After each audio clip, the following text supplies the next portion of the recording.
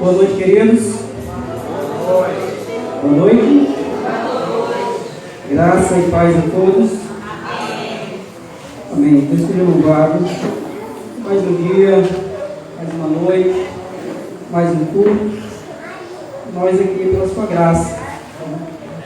É o único e real combustível que nos mantém de pé, caminhando na fé, é a graça de Cristo, é a misericórdia dele. Então, sejamos gratos a ele. Quero convidá-lo já que abram as suas Bíblias em João, do Evangelho, capítulo de número 15. Nós fazemos a leitura na qual iremos refletir esta noite. João, o Evangelho, segundo escreveu o apóstolo João, capítulo 15. Nós vamos ler do versículo 1 ao versículo de número 11.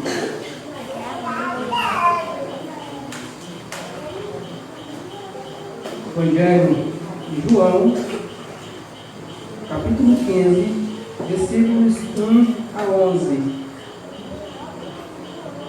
Todos encontraram?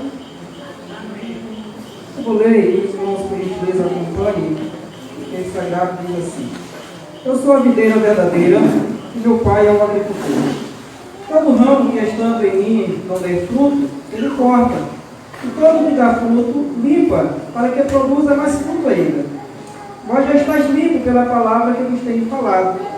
Permanecei em mim, e eu permanecerei em vós. Como não pode o ramo produzir fruto de si mesmo, se não permanecer na videira, assim nem vós podeis dar, se não permanecerdes em mim. Eu sou a videira, vós os ramos. Quem permanece em mim, e eu nele, esse dá muito fruto, porque sem mim nada podeis fazer. Se alguém não permanecer em mim, será lançado fora, e a semelhança do ramo lhe secará, e o apanham, lançam no fogo e o queimam. Se permanecerdes em mim, e as minhas palavras permanecerem em vós, pedireis o que quiserdes, e vos será feito. Nisto é glorificado meu Pai, em que deis muito fruto, e assim vos torneis meus discípulos. Como o Pai me amou, também eu vos amei. Permanecei no meu amor. Se guardardes os meus mandamentos, permanecei no meu amor. Assim como também eu tenho guardado os mandamentos de meu Pai, e no seu amor permaneço. Tenho-vos dito estas coisas, para que o meu gozo esteja em vós, que o vosso gozo seja completo. Vamos orar. Deus bendito e eterno, Deus de infinita graça e misericórdia. Mais uma vez recorremos a Ti, ó Deus, em oração, desta feita buscando a Tua graça, recorrendo a Tua misericórdia, e pedindo a iluminação do Teu Espírito Santo, que é o real intérprete das Escrituras Sagradas. E também o Teu Espírito, ó Deus, possa aplicá-lo, ó Deus, em nosso coração, em nossa vida, de forma que a nossa vida possa Te agradar, Pai. Nos ensina algo precioso esta noite, Senhor. Em nome de Jesus, nós oramos. Amém. Amém, meus queridos. Meus irmãos, esse é um texto muito conhecido de todos nós. Inclusive, é o último eu sou, do Evangelho de João. No Evangelho de João, há 7 expressões. Eu sou, Jesus referindo a si mesmo com essa fala, com essa frase, que é uma frase típica do Antigo Testamento, remonta lá quando Deus se apresenta a Moisés: Eu sou quem enviou. Então, é Jesus se identificando com o Pai. Assim como Deus, o Pai, é Deus em essência, o Filho também o é. Este é o último dos 7 que ocorre aqui neste Evangelho. E aqui ele fala que ele é a videira, mas não é uma videira qualquer. Ele acrescenta algo a essa afirmação. Ele diz que ele é a videira verdadeira. E é sobre isso que nós queremos falar esta noite com vocês. Que Deus possa assim trazer algum ensinamento precioso para a nossa vida. Esse texto fala então de comunhão, de dependência e de obediência. Jesus fala que nós precisamos, sendo ele a videira verdadeira e nós, os ramos, precisamos estar conectados a ele, porque disso depende a nossa vida. Isso depende do nosso desenvolvimento cristão. disso depende a nossa fé. E ele diz também que se alguém se desligar dele, se alguém não permanece nele, o destino desse alguém é um destino triste, é um destino cruel, é um destino que não é agradável de maneira alguma. E ele então nos exorta a permanecermos nele.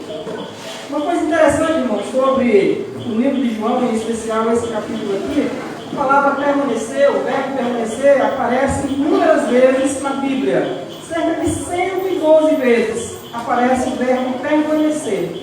Dessas 112 vezes, 66 foi João que falou. 66 foi João que falou. E 40 dessas vezes foi só aqui no Evangelho de João. Aqui, nesse texto aqui, ele fala algumas vezes, ele usa algumas vezes essa expressão, esse verbo, permanecer. Permanecer, se alguém permanece, se alguém não permanece. E aí ele então nos exorta assim a permanecermos. E aí entenda esse permanecer como perseverar em Cristo Jesus. Mas eu quero começar falando sobre Jesus como sendo essa videira e essa videira verdadeira. Isso é interessante, irmãos. Jesus, quando usa essa expressão, ele sabe o que está fazendo. Ele sabe o que é que ele quer reproduzir na mente e no coração de quem está ouvindo ele falar. Porque era comum no Antigo Testamento, os profetas, o salmista, o próprio Deus falando a Israel, a nação, e chamando ela de videira, a videira de Deus, ou a vinha de Deus, que são termos sinônimos. Então, há inúmeros textos, eu vou ler apenas um aqui, mas há inúmeros textos, onde apontam e apresentam Israel, o povo de Israel, como sendo essa videira de Deus. Eu quero ler com vocês, antes que nós adentremos o texto propriamente dito, eu quero que vocês abram comigo em Isaías, capítulo de número 5. Nós vamos ler o versículo 1 e versículo 7, para nós fazermos uma observação interessante e começarmos a entender o porquê Jesus fala que ele é a videira verdadeira, sendo que Israel é descrito no Antigo Testamento como sendo a videira de Deus. Veja aí, Isaías capítulo 5, versículo 1 ao versículo 7, diz assim: Agora cantarei ao meu amado um cântico do meu amado a respeito de sua vinha.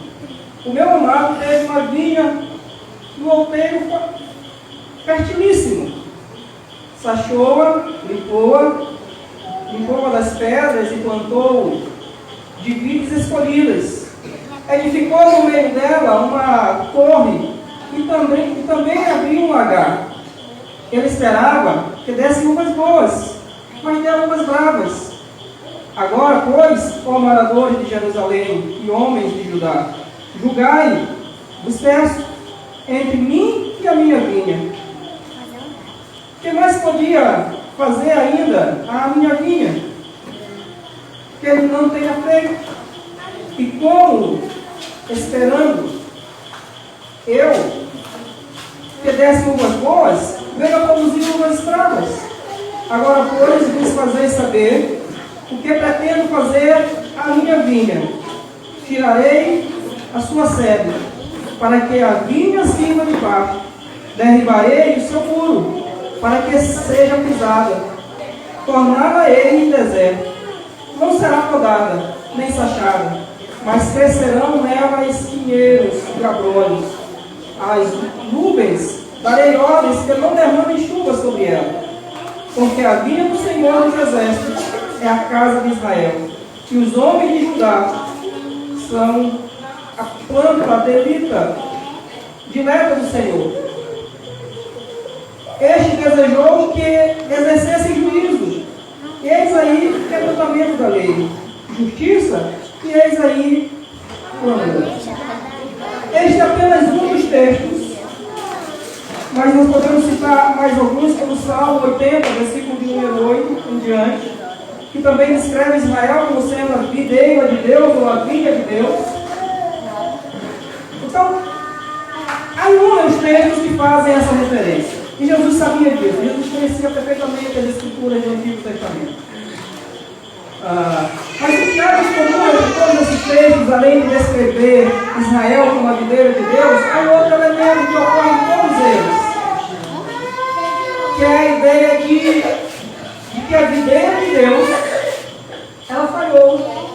A videira de Deus, como nós acabamos de ler aqui em Israel, ela implanta uma videira, cuida dela, faz tudo o que é necessário, proporciona a ela um ambiente para se desenvolver, para dar bons frutos, mas o que ocorre? Ela dá uvas bravas, que não servem, que não são úteis. Então, todos os outros textos que apresentam Israel como sendo a videira de Deus, apresentam também essa característica de que essa videira, ela falhou na sua missão. Essa videira, que era para ser a videira de Deus, tornou-se uma oliveira brava. A videira, que era para trazer e apresentar bons frutos, apresenta frutos ruins que também frutificam. E em decorrência disso, como também lemos em Isaías, o dono da videira, o Senhor Deus, promete julgamento severo, promete justiça. Então, quando Jesus fala aqui no versículo 1, ele diz: eu sou a videira verdadeira e meu pai é o agricultor. Ele está fazendo justamente essa distinção entre a videira do Antigo Testamento, que tornou-se videira brava, oliveira brava, que não produziu os frutos esperados, que se desviou do seu propósito, que ao invés de obedecer a lei, quebrou a lei, que ao invés de operar justiça, cometeu injustiça. Jesus está dizendo: eu sou não essa videira, eu sou a videira verdadeira, sou a videira que não se degenera. A palavra verdadeira aqui tem a ideia de algo que é real, que é genuíno, que não é falsificado, que não é apenas aparente, que não é apenas um símbolo. Porque quando Israel é descrito como a videira de Deus, é um símbolo que está apontando para algo maior. E esse algo maior é a pessoa de Jesus como sendo ele a videira verdadeira, como sendo o verdadeiro Israel de Deus. E todo aquele que quer ser Israel de Deus precisa estar conectado a ele, porque ele é a videira que não se degenera, ele é a videira que não produz frutos ruins, ele é a videira que não erra o caminho, ele é a videira que não perde a sua jornada, que não se desvia, que não destorce do seu propósito. Cristo, portanto, está fazendo essa diferenciação. Ele é a videira verdadeira, diferentemente do povo de Israel que pecou, diferentemente do povo de Israel que desobedeceu. Cristo permaneceu fiel. Cristo está dizendo para aqueles homens e para nós, irmãos, que não é o nosso laço sanguíneo que nos confere salvação, como os judeus pensavam. São descendentes de Abraão, então são salvos.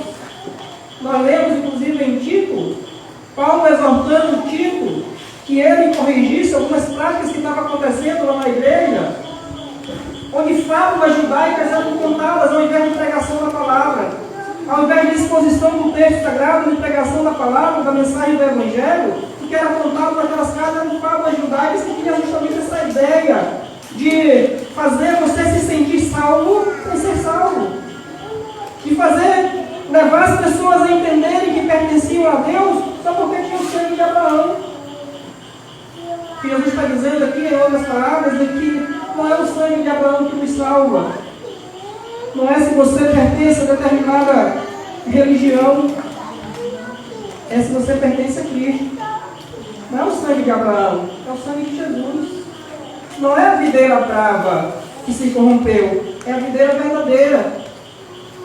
Só há salvação, só há o único meio de nós verdadeiramente pertencermos a Deus se nós, antes de tudo, estivermos conectados a Cristo. É impossível pertencer a Deus, servi-lo e ser chamado de filho se antes nós não estivermos agregados a Jesus. Por isso ele diz: eu sou a videira verdadeira.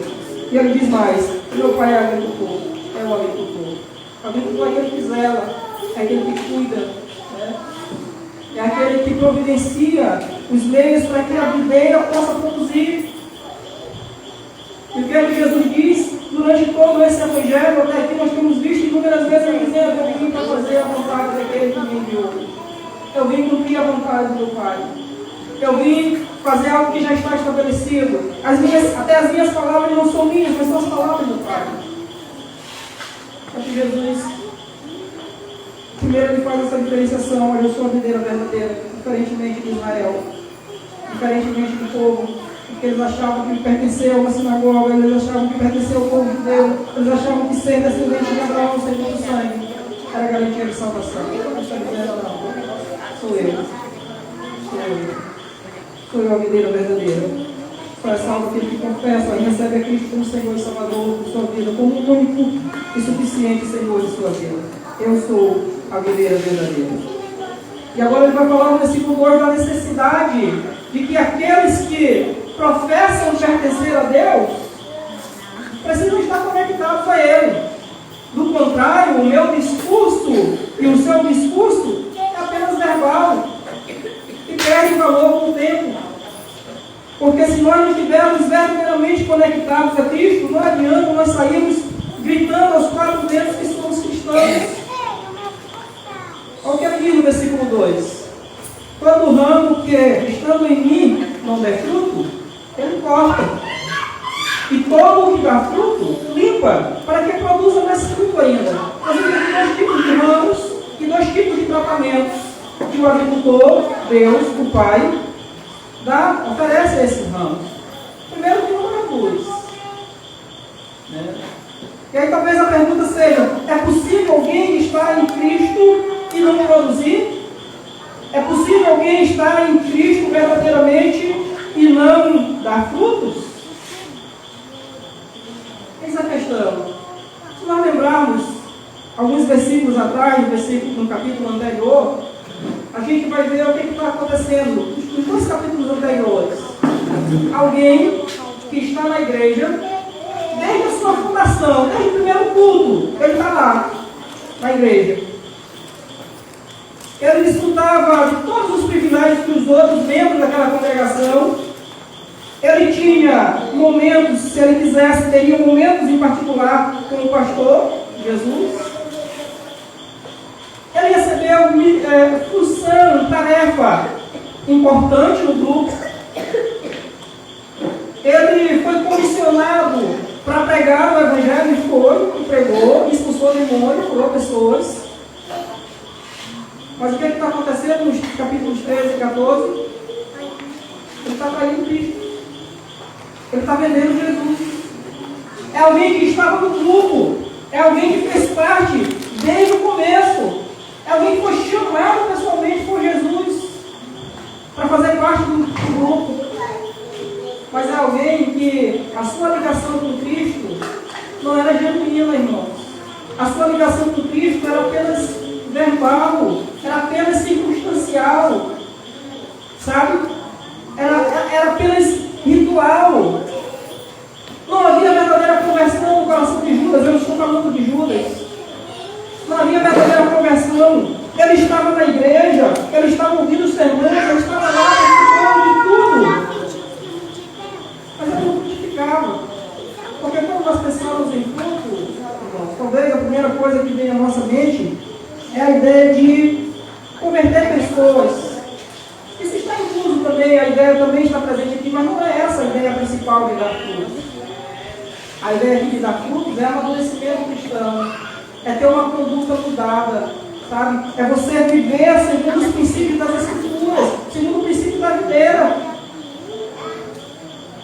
Não é apenas sair para o mundo e evangelizar. Isso deve acontecer também, como demonstração da nossa fé, como demonstração da nossa obediência a Cristo. Mas não é disso que o texto está tratando. Ele está tratando de verdadeira conversão. Ele está tratando de verdadeira mudança.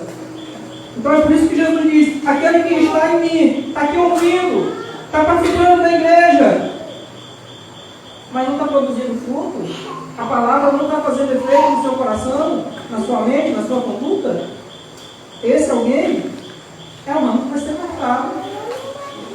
E a ideia aqui é ser cortado mesmo. O versículo 6, inclusive, aprofunda isso um pouco mais e diz qual é o destino desse ramo que será cortado. Nós vamos passar por ele, vamos já chegar lá. Alguém, por favor, vai vir do horário, tá? Então, Jesus está falando aqui de conduta. Ele está dizendo: o ramo que estando em mim não der fruto, ele, o agricultor, versículo 1, que é Deus o Pai, ele corta. Esse é o primeiro tratamento. Esse é o primeiro tipo de ramo que existe. Né? Aquele ramo que está lá na árvore, mas não dá fruto, nem todo, que é aquele que cuida da árvore, que quer que ela produza, vai lá e faz o quê? Corta, porque ele está atrapalhando o desenvolvimento. Porque ele está atrapalhando e roubando energia da planta que deveria estar produzindo. Então ele corta e joga fora. Sabe? Então, o pano de fundo nos leva a crer que Jesus está falando de Israel, em primeiro lugar, que é um povo que foi encarregado da proclamação do Evangelho, falo de Israel, nação, os judeus, foi encarregado de proclamar esse Evangelho, de tornar Deus conhecido pelas outras nações, e não fez. Privatizou Deus e disse: não, Deus é Deus de Israel, Deus é o Deus dos judeus. Tanto é que os samaritanos vizinhos ali não são dignos de Deus, são porcos, são fora da sociedade, não merecem ouvir o Evangelho, não merecem conhecer esse Deus. Privatizaram Deus. Jesus está falando deles, mas Jesus está falando também de algo muito perto dos discípulos, que era Judas. Aquele que esteve com eles e agora está traindo Jesus, agora está vendendo Jesus. Então é um ramo que está lá, presente, ouvindo, participando, mas não evoluiu como cristão. A palavra não tem efeito. A sua conexão com Cristo é apenas nominal. Né? Eu sou crente, opa, eu sou crente. Anda com a Bíblia, eu sou crente. A sua conduta, o que diz verdadeiramente que eu e você somos crentes, não é andar com a Bíblia embaixo do braço. É a nossa conduta no dia a dia. Como nos relacionamos com as pessoas, na nossa casa, no nosso trabalho, na nossa escola, na nossa igreja. É isso que vai dizer. É isso que vai demonstrar verdadeiramente se eu sou crente ou se você é crente. Não é o dizer que é cristão. Esse é o primeiro tipo de galho. O segundo, ele diz, ainda no versículo 2: e todo que dá fruto limpa, para que produza mais fruto ainda. Enquanto aquele é eliminado, é cortado, porque está prejudicando o desenvolvimento da árvore, este ele limpa, para que produza mais ainda, sabe? Para que ele possa crescer mais ainda. É a ideia de que muitas vezes nós estamos sim ouvindo a palavra e ela está fazendo sim efeito na nossa vida, mas nós ainda caímos, nós ainda falhamos, nós ainda desobedecemos, nós ainda pecamos. Isso é uma constância na nossa vida.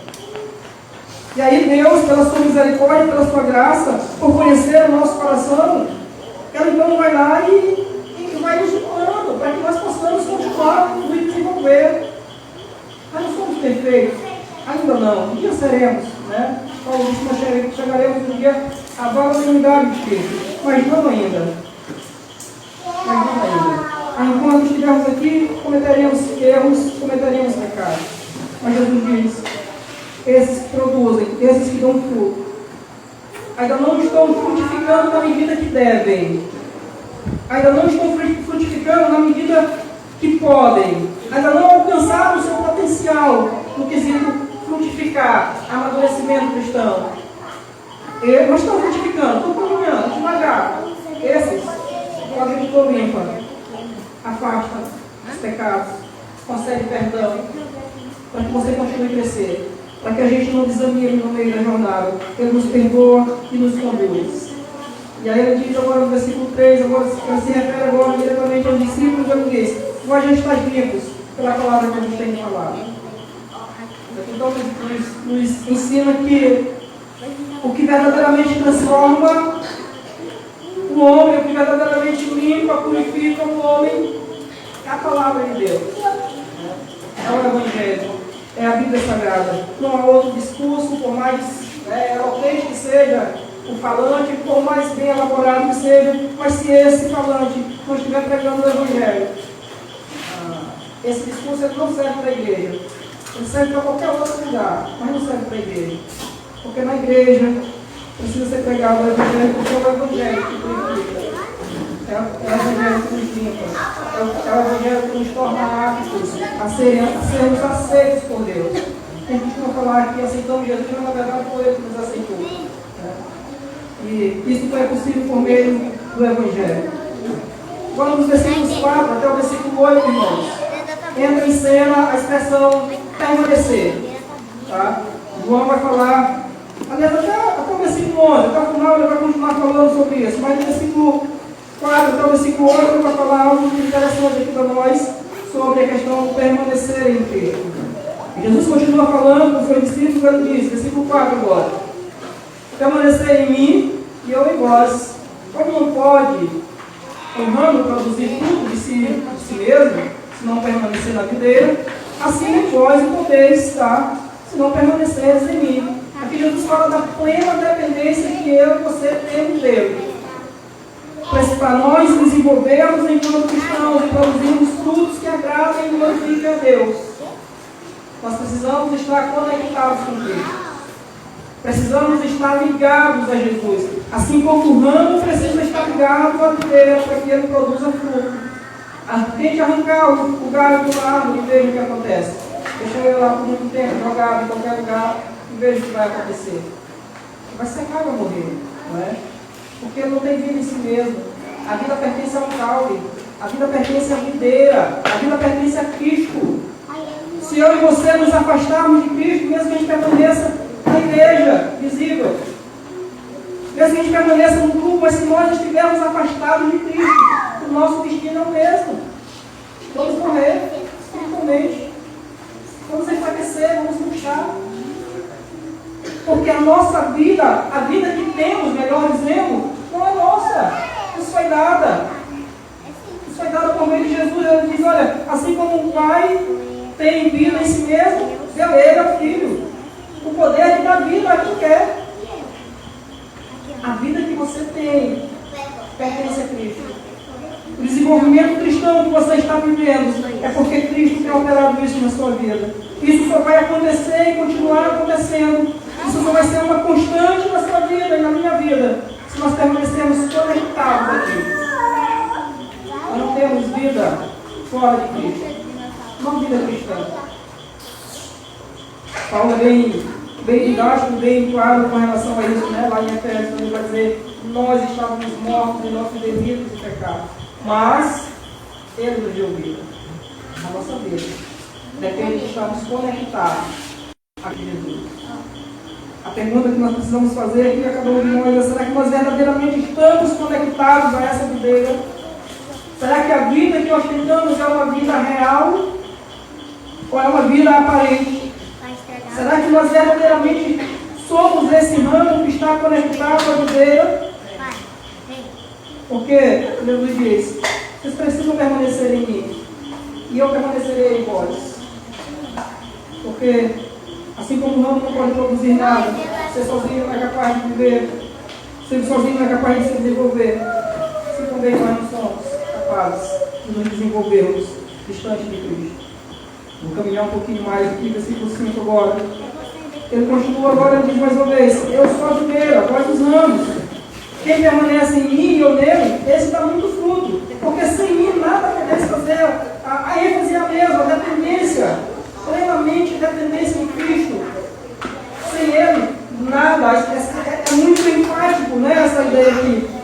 Sem mim, não é que ele disse assim: não, sem mim vocês poderão fazer algumas coisas. Sem mim vocês poderão fazer as coisas menos difíceis. Sem mim vocês poderão fazer o básico. Não, ele disse: sem mim, nada podeis fazer. Somos plenamente dependentes de estarmos conectados a Cristo. Sem Ele, não somos capazes de fazer nada no campo espiritual, nada que possa ser considerado bom, nada que possa produzir glória para Deus, nada que possa nos desenvolver enquanto cristãos. É a nossa natureza, irmãos. É uma natureza pecaminosa. E se nos afastarmos de Cristo, se nos distanciarmos da videira, essa natureza se aposta de nós. Essa natureza toma conta de nós. Sabe? Porque as armas com as quais lutamos também não são nossas. Nos foi dado, nós lemos essa semana aí, Efésios 6. Né? As armas nos foram dadas. Mas nós precisamos usá-las, revestirmos delas, e somente assim poderemos continuar a caminhada. Sem Cristo, nada, absolutamente nada, podemos fazer. Versículo 6. Se alguém não permanecer em mim, será lançado fora, à semelhança do ramo, e secará, como apanham, e lançam no fogo e o queimam. Aqui ele dá um destino. Qual é o destino? Aqui está falando do julgamento final, irmãos. Ele dá o destino final daquele que se afasta de maneira permanente de Cristo. Aquele que se afasta da videira, ele vai ser cortado, ele vai ser lançado fora, ele vai ser queimado. O interessante é que o galho da videira não tinha nenhuma utilidade. A única utilidade da videira é produzir uva. Só isso. A única utilidade da videira é produzir uva. Se ela não produz uva, ela não está cumprindo o seu propósito. Se ela não frutifica, ela não está cumprindo o seu propósito. Então, quando Jesus diz aqui que aquele ramo que se afastar dele, que não permanecer nele, vai ser lançado, vai ser cortado, lançado no fogo, é destruição total, porque ela não tinha utilidade, não podia ser usado como lenha, não podia ser feito nada. Inclusive, para vocês terem uma ideia, havia na lei um período do ano em que as pessoas podiam ofertar lenha no templo. Era a lenha que era utilizada para queimar os holocaustos que eram oferecidos a Deus. Até isso, havia um período do ano em que as pessoas podiam levar lenha. E adivinham o que Deus fez? Não pode levar galho de oliveira, porque não serve para lenha. Se consome muito rápido, não tem utilidade nenhuma, sabe? A videira, a única utilidade dela era frutificar. O ramo que se afasta dela não tem utilidade nenhuma, que foi quebrado dela não tem utilidade nenhuma, nem para ser queimado, nem para servir de lenha. Não tem utilidade nenhuma. A pessoa vai ser lançado no fogo destruído. Assim é aquele que se afasta de Cristo. Aquele que se afasta permanente de Cristo, ele também vai sofrer um dano terrível. Deus está falando de julgamento aqui. A Bíblia nos ensina que um dia esse Jesus que hoje é advogado, que é intercessor, um dia ele virá como juiz. Sabe? Ele virá como juiz para julgar vivos e mortos. E aqueles que forem encontrados, afastados dele, naquele dia, a pena que nos aguarda é esta: serem destruídos, serem lançados no fogo eterno. Não há meio termo com Deus, irmão. Ou você serve, ou não serve. Ou você está com Ele, ou não está com Ele. Então, aquele que se afasta, aquele que não permanece em Cristo, a exemplo do galho que perde a sua utilidade, perde o seu propósito, será lançado no fogo para ser queimado. E não sobrará mais história, não sobrará mais o que ser feito, porque ele perdeu o seu propósito. E continua agora no versículo 7, ele diz mais ainda: se permaneceres em mim, e as minhas palavras permanecerem em vós, pedireis o que quiserdes e o que será feito. Porque é interessante, né? Porque aqui é uma promessa. Uma promessa de que as minhas orações, as tuas orações, elas podem ter respostas. De que nós poderemos desfrutar de bênçãos grandiosas da parte de Deus. Mas é indispensável, é a condição principal que eu e você estejamos conectados à videira. Se permanecermos nele, e se permanecermos nas suas palavras, nós poderemos pedir com a certeza de que os nossos pedidos serão atendidos, de que as nossas orações terão resposta, de que os nossos anseios, irmãos, serão atendidos pelo Senhor. Isso aqui é um ponto de reflexão, né? Qual será a causa de as minhas orações não serem respondidas? Qual será a causa das suas orações não serem respondidas? Será que nós estamos verdadeiramente conectados à videira? Será que as palavras de Cristo, nós temos permanecido nessas palavras? Aqui, por permanecer, entenda obedecer, submeter-se. Essa é a condição apresentada aqui. Se permaneceres em mim, que as minhas palavras permanecerem em vós, pedireis o que quiseres.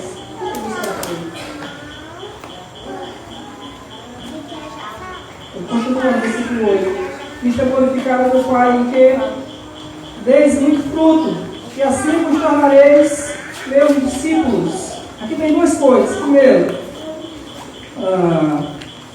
quando nós desenvolvemos o propósito para o qual fomos chamados, quando nós crescemos como cristãos, como pessoas em Cristo Jesus, quando nós desenvolvemos o nosso caráter cristão, quando nós damos frutos, nós estamos glorificando a Deus. Porque foi para isso que Ele mandou a Cristo. Foi para isso que Jesus veio e morreu na cruz no nosso lugar. Para que nós pudéssemos recebê-lo como Senhor e crescer nele. Quando nós, então, desenvolvemos o nosso caráter cristão, nós estamos glorificando a Cristo. Nós estamos glorificando a Deus por meio de Cristo, aliás. Glorificamos a Deus quando cumprimos o nosso propósito. E o outro ponto nesse versículo é que nós estamos demonstrando que somos verdadeiramente discípulos de Cristo. Essa é uma tônica também do Evangelho de João, que fala de obediência como sendo demonstrativo de verdadeiro discipulado. Mais uma vez, não adianta andar com a Bíblia, não adianta vir para a igreja, não adianta se vestir de maneira diferente, falar de maneira diferente. Se nós não obedecermos a Cristo, nós estamos apenas nos enganando a nós mesmos. Não somos verdadeiros discípulos de Cristo. Porque o verdadeiro discípulo de Cristo é marcado pela obediência. Pela obediência. Porque quando nós damos fruto, nós glorificamos a Deus. E quando nós frutificamos, estamos obedecendo a Cristo. E assim, demonstrando que somos verdadeiramente seus discípulos. Somos verdadeiramente discípulos de Cristo. Também é um questionamento que precisamos fazer. As nossas práticas demonstram isso. A nossa vida demonstra isso, que somos verdadeiramente discípulos de Cristo Jesus. Agora, nos versículos de 9 a 11, que é a conclusão do nosso texto, da nossa reflexão, ele vai colocar o Pai mais uma vez na história.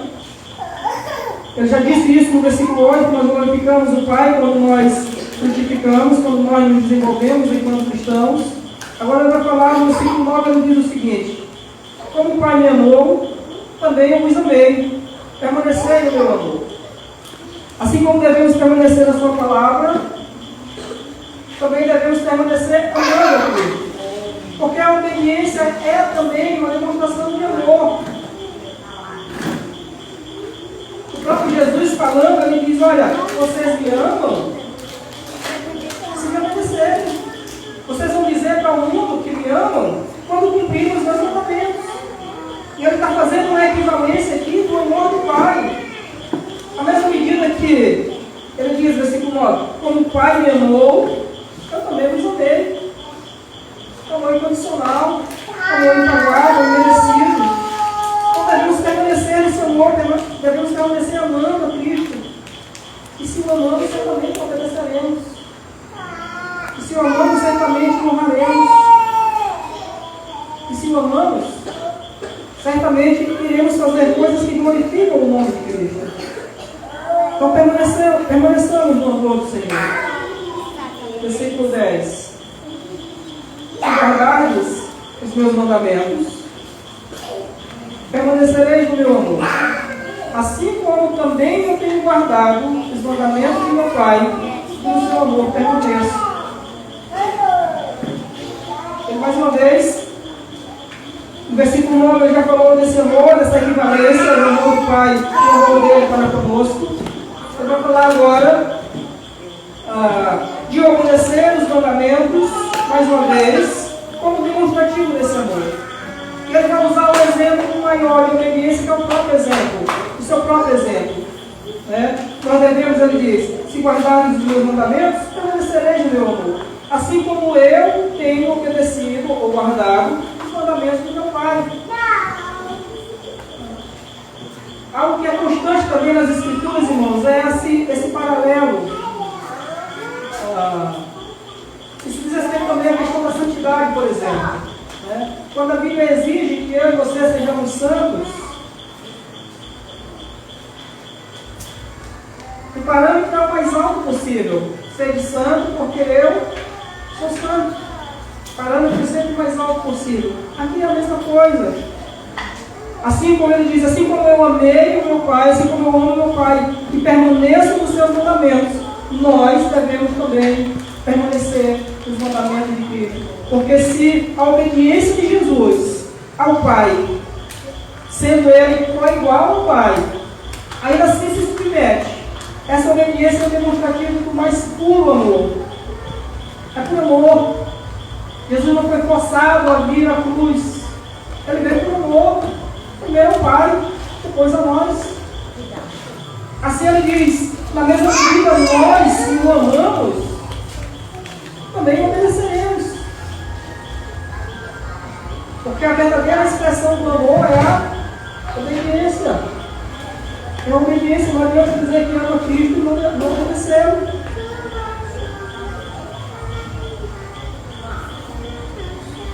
Né? A verdadeira obediência é demonstrada, o verdadeiro amor é demonstrado pela obediência. Por isso ele diz: se guardarmos os meus mandamentos, permanecereis no meu amor, assim como eu guardo os mandamentos do meu Pai, e no seu amor permaneço. E ele encerra dizendo no versículo 11, ele diz: tenho-vos dito estas coisas para que o meu gozo, ou seja, a minha alegria, esteja em vós, que o vosso gozo, ou seja, a vossa alegria, seja completa. Então, a alegria plena nós teremos quando compreendermos isso. Quando compreendermos que nós somos plenamente dependentes de Cristo. E que nós não podemos, em hipótese alguma, nos afastar dele. Porque sem ele não há vida. Porque sem ele não há crescimento. Porque sem ele não há comunhão. Porque sem ele não há salvação. Se eu e você podemos dizer, e podemos, pela palavra, dizer que somos salvos, é porque Jesus veio, é porque ele te amou, é porque ele morreu no seu lugar lá na cruz. Como entendemos isso, que nós somos então dependentes dessa graça, dependentes de Cristo, sendo ele a videira, nós humanos, precisamos estar conectados a ele para continuarmos a viver. Quando nós entendemos isso, então nós teremos plena alegria. Nada tirará o nosso sorriso. Nada tirará a nossa verdadeira alegria. A nossa alegria será plena. Porque a alegria que estará em nós é a alegria do nosso Senhor. A alegria que temos a convicção de que somos salvos. Isso não significa que não teremos problemas, que não teremos momentos de tristeza e de dor. Mas significa que a nossa verdadeira alegria jamais será tirada. Jamais será abalada. Porque nós sabemos em quem está a nossa alegria. Ou em quem está a nossa alegria. A nossa alegria está no nosso Senhor, que nos salvou e que morreu por nós. Amém? Então que nós possamos descansar no nosso Deus, sabendo que Ele é o nosso Redentor.